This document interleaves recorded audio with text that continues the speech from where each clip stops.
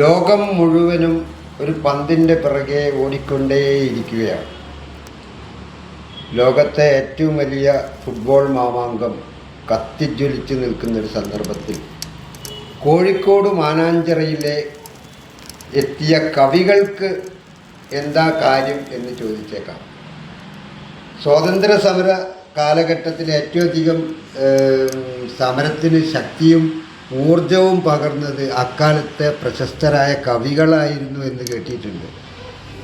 പ്രത്യേകിച്ച് രവീന്ദ്രനാഥ് ടാഗോറിനെ പോലെ ടാഗോർ, പിന്നെ കേരളത്തിലാണെങ്കിൽ വള്ളത്തോളൊക്കെ കവിത പാടി ഊർജ്ജസ്വലരായിട്ടുണ്ട്. അതുപോലെ ഒരു സംഭവം കോഴിക്കോട് മാനാഞ്ചിറ മൈതാനിൽ നടന്നു. കോഴിക്കോട് മാനാഞ്ചിറ മൈതാനം എന്ന് പറയുന്നത് തന്നെ ഫുട്ബോളിൻ്റെ എന്തെന്നാ പറയുക, തറവാട് മുറ്റമാണത്. അവിടെ നിന്ന് വളർന്ന് എത്രയോ ആളുകൾ ഫുട്ബോളേഴ്സായി, ലോകം മുഴുവൻ അറിയപ്പെടുന്ന കളിക്കാരായി, ഒളിമ്പ്യന്മാരായി. ആ സ്ഥലത്ത് കഴിഞ്ഞ ദിവസം ഒരു 10-20 കവികൾ വന്നിട്ട് ഫുട്ബോളിനെ കുറിച്ചുള്ള കവിതകൾ മാത്രം ചൊല്ലിയ ഒരു സംഭവം. പന്തോളം എന്നായിരുന്നു അതിൻ്റെ പേര്.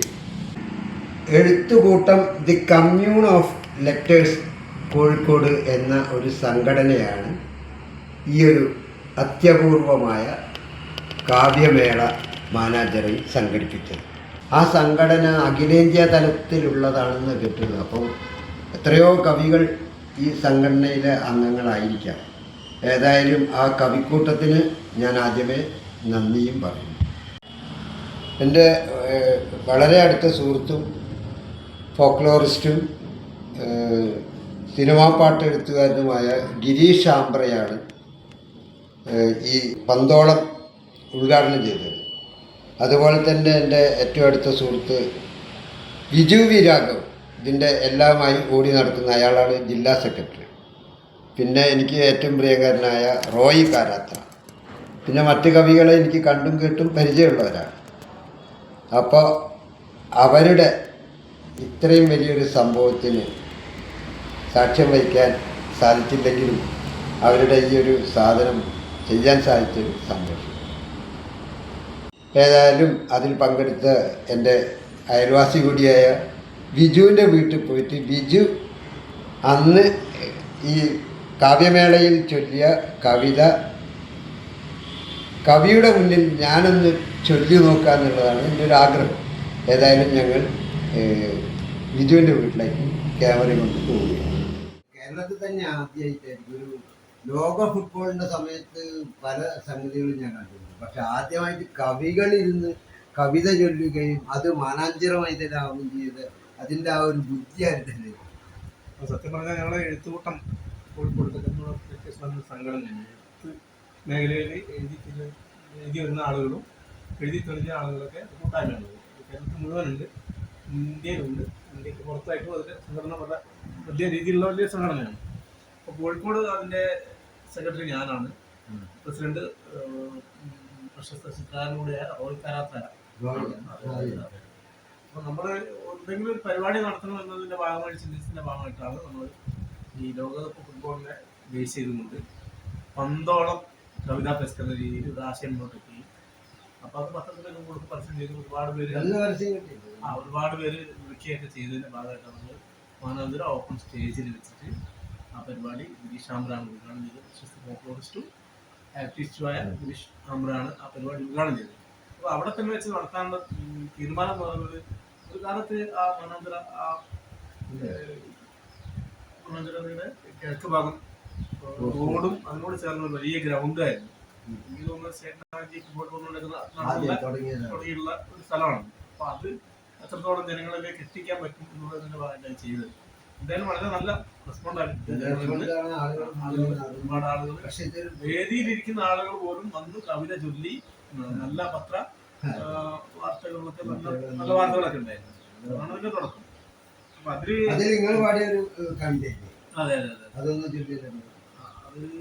എനിക്ക് ഞാൻ ചൊല്ലുന്ന പ്രസിദ്ധിയില്ല, മാഷില്ല. അല്ല, നിങ്ങൾ തുടങ്ങി കഴിഞ്ഞിട്ട് ബാക്കി ഞാൻ അതല്ലേ അത് കവിത 2022 ഞാൻ കവിത എഴുതുന്നത്. 2022 വേൾഡ് കപ്പിന്റെ ഖത്തർ വേൾഡ് കപ്പിന്റെ സമയത്താണ് ഞാൻ ഈ കവിത എഴുതുന്നത്. ഈ കവിത എഴുതാനുള്ള കാരണം നമ്മുടെ കേരളം, കൊച്ചു കേരളം ഈ ഫുട്ബോളിനോട് ഭയങ്കര ആരാധനയുള്ള ഒരു ആളുകളാണ്. അപ്പൊ പ്രത്യേകിച്ച് മലപ്പുറം കോഴിക്കോടുള്ള ആളുകൾ ഈ ഫുട്ബോളിനോട് വളരെയേറെ ആഭിമുഖ്യം പുലർത്തി അതിനൊരു ഭ്രാന്തമായ ആവേശം ഉള്ള ആളുകളാണ്. അപ്പൊ അവര് വലിയ വലിയ ഫ്ലക്സുകള് തോടിലും അതുപോലെ പുഴയിലും ചിറയിലും അതുപോലെ തന്നെ വലിയ വലിയ മേൽപ്പാലത്തിനരികിലൊക്കെ വെക്കുന്നുണ്ട്. പക്ഷെ ആ ഫ്ലക്സിലുള്ളവർ സത്യത്തിൽ അവരറിയില്ല ഇങ്ങനൊരു കൊച്ചു രാജ്യം ഉണ്ടെന്നും ആ രാജ്യം വളരെ പട്ടിണിയിൽ ആണെങ്കിൽ കൂടി അവരെ നെഞ്ചിലേറ്റുന്നുണ്ട്. നമ്മുടെ ജീവിത സാഹചര്യങ്ങൾ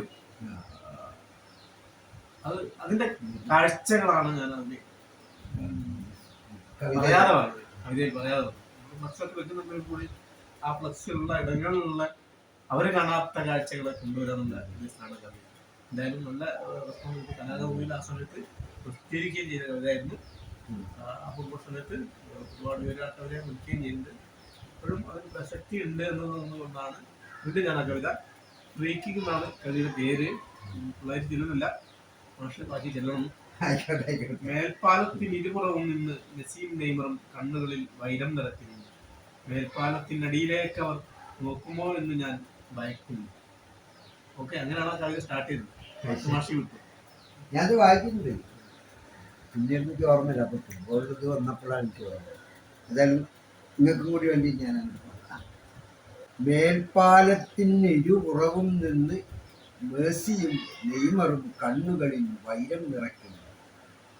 മേൽപ്പാലത്തിനടിയിലേക്ക് അവർ നോക്കുമോ എന്ന് ഞാൻ ഭയക്കുന്നു.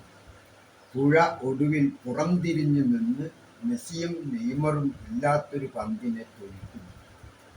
പുഴയിലേക്ക് അവരൊരിക്കലും നോക്കരുതേ എന്ന് ഞാൻ പ്രാർത്ഥിക്കുന്നു. കടൽക്കരയിലും കുഞ്ഞിൻചെരുവിലും വയലിറമ്പിലും പരസ്പരം കൊമ്പുകോർക്കുന്നു മെസ്സിയും നെയ്മറും. മേൽപ്പാലത്തിനിരുപുറവും നിന്ന് മെസ്സിയും നെയ്മറും കണ്ണുകളിൽ വൈരം നിറയ്ക്കുന്നു. കടൽക്കരയിലും കുന്നിൻ ചെരുവിലും വയലിറമ്പിലും പരസ്പരം കൊമ്പുകോർക്കുന്നു മെസ്സി നെയ്മറും. കടൽക്കരയിലെവിടെയും കുന്നിൻ നെറുകയിലെവിടെയും വയൽപ്പള്ളയിലെവിടെയും അവരുടെ കണ്ണെത്താതിരിക്കട്ടെ എന്ന് ഞാൻ അകമുരുകുന്നു.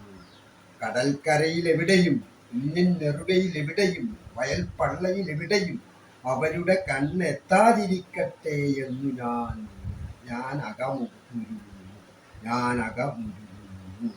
നാലാൾ കൂടുന്നിടങ്ങളിലൊക്കെയും മെസ്സിക്കും നെയ്മറിനും വേണ്ടി വാക്കിന്റെ പന്ത് തട്ടി ഫൗൾ പ്ലേയിൽ കുരുങ്ങുന്നു. പരസ്പരം നാളെ കാണേണ്ടവർ. നാലാൾ കൂടുന്നിടങ്ങളിലൊക്കെയും മെസ്സിക്കും നെയ്മറിനും വേണ്ടി വാക്കിന്റെ പന്ത് തട്ടി ഫൗൾ പ്ലേയിൽ കുരുങ്ങുന്നു. പരസ്പരം നാളെ കാണേണ്ടവർ.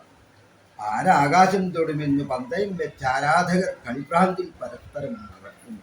ആരാകാശം തൊടുമെന്ന് പന്തയം വെച്ച ആരാധകർ കളിഭ്രാന്തിൽ പരസ്പരം മറക്കുന്നു.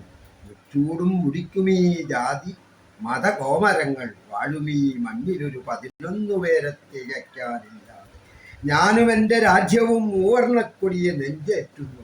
മുച്ചൂടും മുടിക്കുമീ ജാതി മതകോമരങ്ങൾ വാഴുമീ മണ്ണിലൊരു 11 പേരെ തികയ്ക്കാനില്ലാതെ ഞാനും എൻ്റെ രാജ്യവും മൂവർണ്ണക്കൊടിയെ നെഞ്ചേറ്റുന്നു.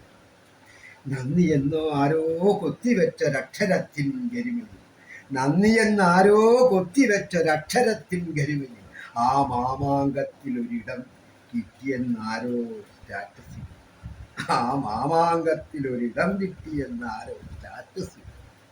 ഗംഭീര കവിത.